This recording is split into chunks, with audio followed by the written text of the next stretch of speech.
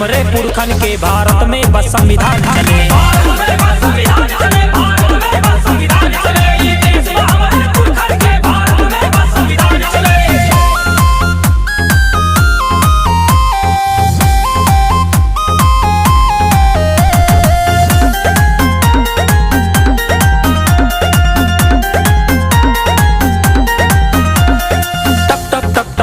पसीना खून के आंसू पियत रहे, इतिहास पढ़ाया आजादी से पहले सब कैसे जियत रहे, पहले सब कैसे जियत रहे।